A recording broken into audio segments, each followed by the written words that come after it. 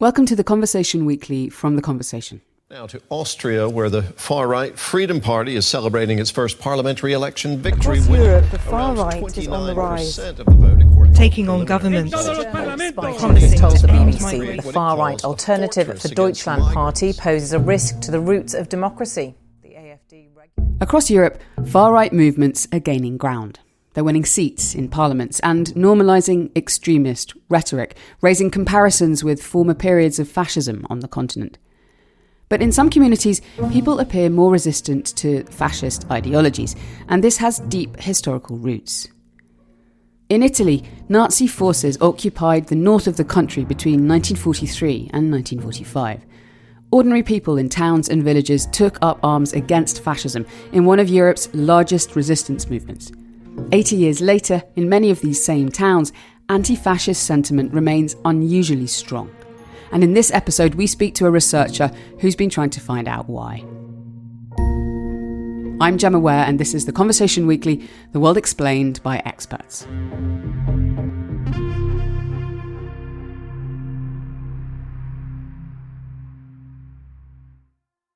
I'm Juan Masullo Jimenez, and I am assistant professor in political science at Leiden University and the University of Milan. Juan Masullo studies political and criminal violence. His entry point into this was looking at the decades of armed conflict in Colombia, where he's from, and the non-violent resistance that took place there. That was the topic for my PhD research now some years ago. And there I was interested in understanding why some Colombian communities had organized in non-violent resistance in order to build local pockets of peace and local orders when they were living in the middle of the Colombian Civil War. From around 2012, Juan began travelling to Italy for personal reasons. So I got increasingly more familiar with the Italian history, with Italian politics. And by studying Italian history, I came to learn about the Italian partigiani or partisan resistance during the Second World War. Under the dictatorship of the fascist leader Benito Mussolini, Italy allied with Nazi Germany and declared war on France and Britain in 1940. But by 1943, after a series of military defeats, Mussolini was overthrown and imprisoned. The invasion of Nazi Europe through Italy by the American Fifth Army.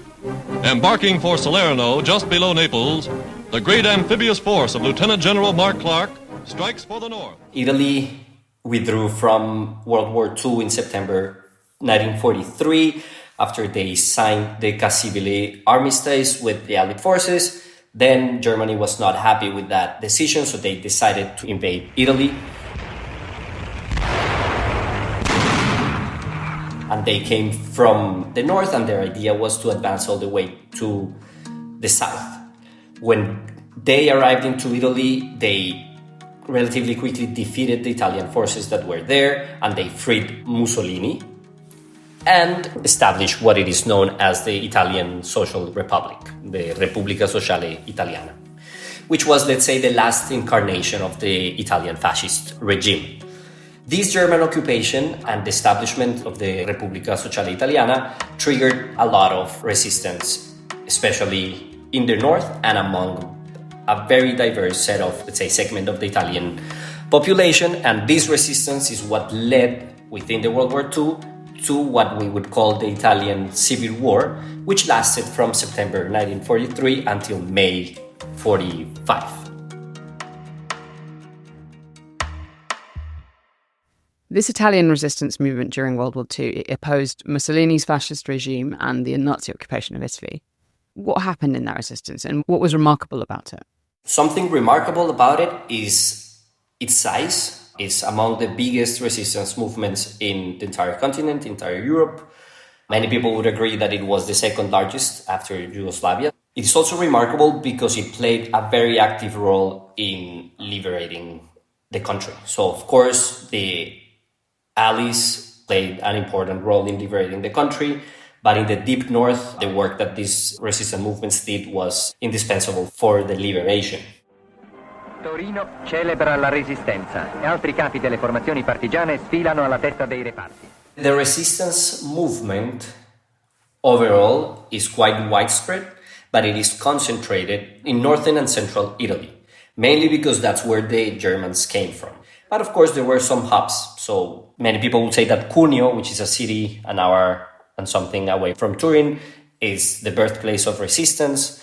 But then also Emilia-Romagna, where Bologna is also considered one of the strongholds of the resistance, and then Tuscany. And what did the resistance do?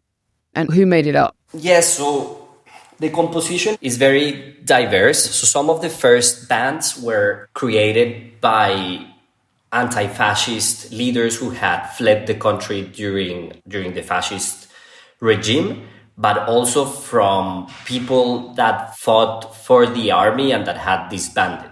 So these people were important because some of them had the know-how of using arms and the others had, let's say, also the clear ideological perspective of resisting against fascist and Nazi forces and ideologies. But then the composition of the people who were fighting day and night in the resistance movements it's very much regular people that were living in the countryside, especially in the mountains. Rural people living in these areas, they decided to join these groups and fight against the occupation. And the movement initially was fragmented, it was resource poor, but it grew significantly during the war. And, estimates would say that somewhere between 100,000 and 300,000 of fighters were part of this movement. So we're talking about a huge movement comprised by, yes, people that knew how to fight, but most of them were just rural peasants that decided to take arms and fight for their country. Oh, bella ciao, bella ciao, bella ciao, ciao, ciao. Stamattina mi sono alzato. This song, Bella Ciao, now made famous by TV shows like Money Heist, was adopted by these anti-fascist partisans. They took on the Nazi forces in local battles, relying largely on their knowledge of the terrain and ties to the community. This was a civil war that was fought in a typical guerrilla type of fighting. So, there's a big asymmetry of power between the resistance movement being weaker and the Nazi and the fascist forces being stronger. So the main way of fighting is hiding in some places and doing some sort of surprise attacks and taking advantage of knowing very well the areas that were new for the Germans that were coming to occupy. So they had the advantage of knowing the locality very well. So hiding, arriving from places that the Germans would not expect, and also building on a close relationship that they had with the local population, which the Germans didn't have. So the local population, a lot of people that didn't join these fighters, also played a crucial role supporting the resistance by providing information, shelter, food. So it's a movement that, yes, even if it's 300,000, if you add to that all the people that supported in different roles, we're talking about an even larger movement. So I would say they were not fighting all the time as a regular army. They were following almost the ABC of a guerrilla war. Oh, partigiano, portami via. Oh, bella ciao, bella ciao, bella ciao, ciao, ciao. Partigiano, portami via, che mi sento di... In 2017, Juan visited Stazzema, a town of just 3,000 people tucked away in the mountains of Tuscany. It's a place haunted by its wartime past. It's one of the areas that experienced perhaps the worst massacre during the Civil War. The Nazi forces killed a very large amount of people in that small town, including a lot of children and babies. And that place became like a memorial of Italian resistance, and it's also at the same time a bastion of anti-fascist and, let's say, left-wing progressive thinking.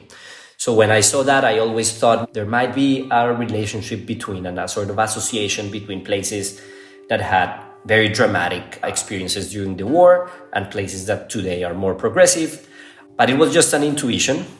A few years later, in 2021, Juan saw an opportunity to turn his observations about Stazzema into actual research. A friend of mine and my co-author on this project, Simone Cremaschi, he came to me and said, Juan, there's this initiative by the mayor of Stazzema, who is collecting signatures all around the country to propose the parliament to discuss a law that would ban every form of fascist or neo-fascist propaganda in the country.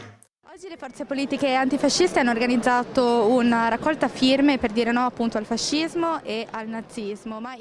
To get Parliament to even discuss this bill, they needed to collect at least 50,000 signatures from people across Italy. This campaign managed to collect over 240,000 signatures.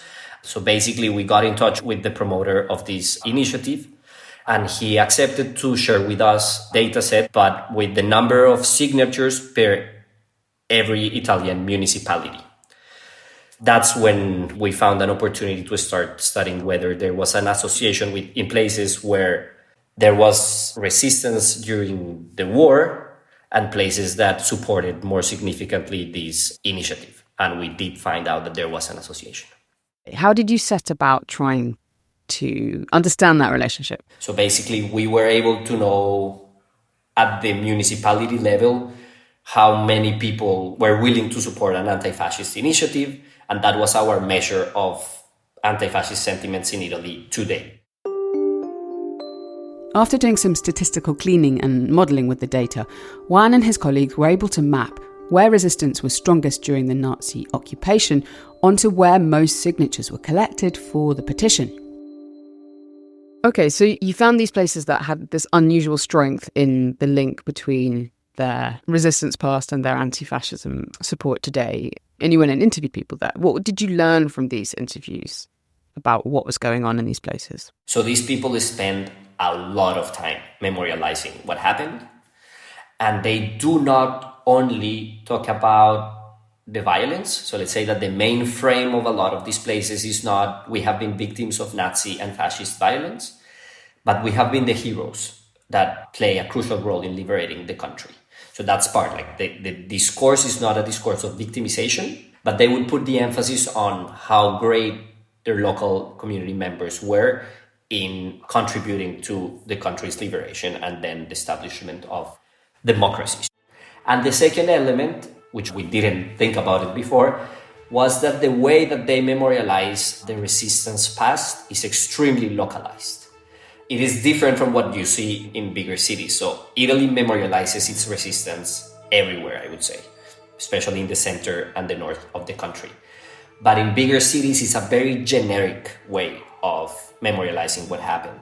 Whereas in these places, it's everything but generic. Even if you have the square of freedom, you will have then another square, which is the square of this individual, who was the guy who lived next door and who did A, B, and C, and people knew exactly what they did. So it's really about, using local reference to memorialize resistance in a way that for people, even if they are not super politically engaged, they get interested, because it's not the story of people that we don't know, armies that we don't know about, but it's the people, the guy who lived in front of my house, the guy who had the bakery shop around there, the local priest. So it becomes very much the story of your town, and this resonates a lot with people. This way of paying homage to resistance figures and keeping them in the collective memory is what Juan refers to as physical memorialization. It includes things like plaques on buildings, street names honouring resistance fighters, or monuments in town squares and dedicated piazzas. But there's another type of memorialization that focuses more on creating experiences for a community, which is involving actively the community in processes of memorialization. And when I say the community, something we learned in some of these places that we have visited is that it is very targeted. So they know that they need to transmit this across generations. So they involved, for instance, school kids all the time in this process, because they know that once the older generations are not there anymore, these kids will be the guys that need to remember this and push forward the values that were upheld by the resistance. Kids around 12 years old spent months working together to create memory gardens with guidance from teachers and local history experts. The idea here is, rather than teaching them in the classroom, they also do that, but teaching them how important was this, let's have them build a garden that they will see every day in their daily lives because they live in that town, which tells a story of how great their town was in resisting the fascist and the Nazi forces. So in that sense, they have been very smart in understanding the importance of intergenerational transmission by including these kids. The people that are engaged in memorializing also know that In order for this to have a real political impact, it has to be a discourse that it is not only addressed to the left. It has to cut across ideological boundaries. And so what they do for this is they try to delink memorialization from political preferences. So it's not about the Communist Party, it's not about the ex-partisans. In another instance, in a town in Emilia-Romagna near Bologna, a local alpine club reconstructed all the mountain trails that resistance fighters had used to move through the area. Trails used by the partisans in that area to move around, to hide, to organize surprise attacks. They reconstructed all these, and now they organize hikes through these trails. And this has been extremely powerful because, there's a lot of people that probably care little about politics, might not be super interested in history, but might love hiking. So when you get them to hike not only around the hills of Bologna, but the trails of these people that the partisans used, it's an opportunity to engage this segment of the population into a political, historical aspect that they would probably not get into if it was not because of hiking. The cycling club is doing similar things. These communities are extremely innovative and smart in finding ways of involving in this process of memorialization people that would not get involved otherwise, and also younger generations who will be the ones that will matter the most in the near future. What is it about those people? Is it their political culture, their traditions, the local institutions themselves? What is it that kind of fosters that desire to memorialize in those places? Who are they varies across municipalities. We call them memory entrepreneurs, which is people that invest in memorializing. But sometimes it's individuals that are, yes, particularly politically active and aware, so therefore willing to invest a lot of time and energy into doing these type of things. But it's also associations. So in Italy, there's a lot of civic associations that are linked with the partisan movements, especially one, the ANPI, which is basically the Association of Ex-Partisans. And they have been doing a lot of work to memorialize resistance over the past decades. 80 years since these resistance movements, the associations that once relied on first-hand testimonies have had to find new ways to keep the memory alive, as those who experienced it firsthand have passed away. These associations need to reinvent themselves. So these type of associations play an important role. And let's say that their reason to be is to do this type of work. But then there's also, in the Italian cultural and political tradition, there's community associations that organize a lot of activities. Not all of them are political, some of them are political. And they also, in most of these towns that we have visited, these circoli, we found out that they have been extremely active as well. The city hall is active, but it depends a little bit on the political color of who is leading or who is in office. So it's a combination of individuals. Some of them are family members of people that fought in the resistance, others not, but they are politically active, and associations that exist there in order to aggregate the community and to promote specific ways of culture, politics, etc. We were redistributing illegal migrants coming to Italy. Now we are talking mainly about how to stop illegal migration. Today, Italy's government is led by Giorgia Meloni from the Fratelli d'Italia, or Brothers of Italy party, a far-right party with neo-fascist roots. I asked Juan whether his research and analysis of anti-fascist resistance maps onto the way people vote in Italy now. Yeah, so when this question comes, I always try to be as conservative as possible because I would like to be able to say, yes, these places are also resisting strongly against the neo-fascist or far parties in Italy, and therefore candidates from these parties will never win in these areas that had resistance, but that's not the truth. There are some places that had a lot of resistance, a lot of people signing, and still where the far right won. Why this is the case? Because what we find is that places that had resistance tend to support these initiatives more than places that do not. But we are not saying that the majority of the population has anti-fascist values. What we are saying is that there is a higher concentration of people with anti-fascist values in those areas than in places that didn't have resistance. So if we go back to your question of how big the effect of this is, I would say that it is big, especially if we consider that it is almost 70 years that have passed. But in many places, it's not big enough for the right-wing parties not to win. He stressed that it's difficult to say what direct result this has on current politics in Italy.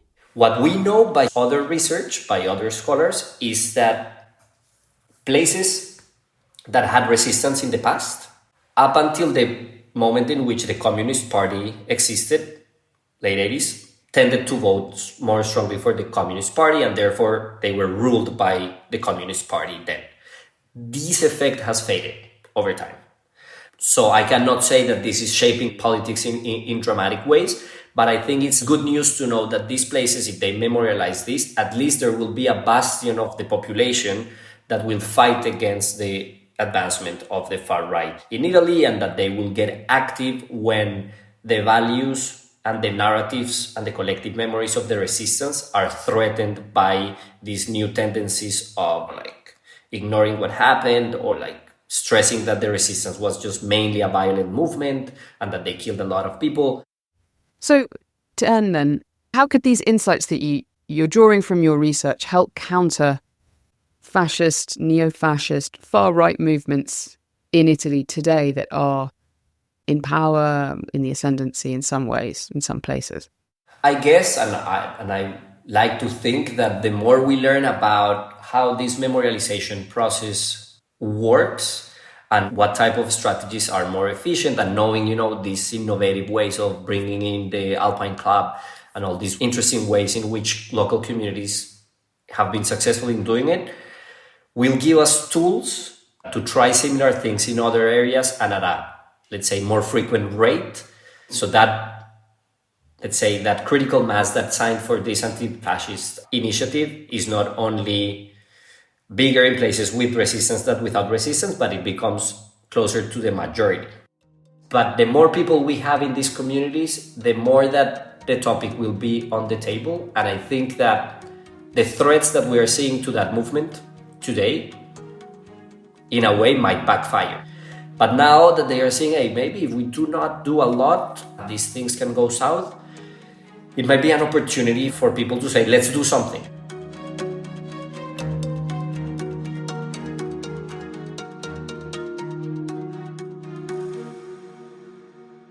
Remember, this all started for Juan with this petition in Stazzema.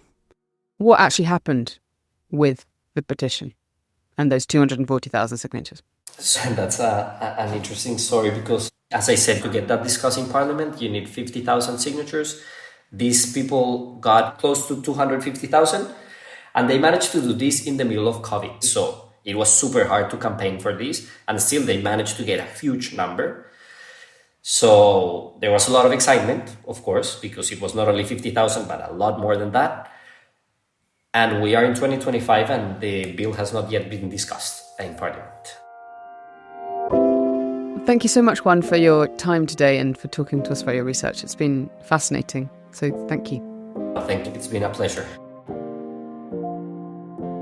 That's it for this week's episode. It was written and produced by Mend Marawani, with sound design and mixing by Eloise Stevens. Our theme music is by Nita Saar. I'm Gemma Ware, the host and executive producer. If you'd like to get in touch with us, you can email us directly at podcast@theconversation.com. You can also sign up for The Conversation's free daily newsletter by clicking on the link in our show notes. The Conversation is a non-profit news outlet dedicated to sharing the work of academic experts with a wider audience to help you make better decisions. If you like what we do, please consider supporting us at donate.theconversation.com. That's donate.theconversation.com. And please do also rate and review the show wherever you follow us. It really helps us reach new listeners. Thanks very much for listening.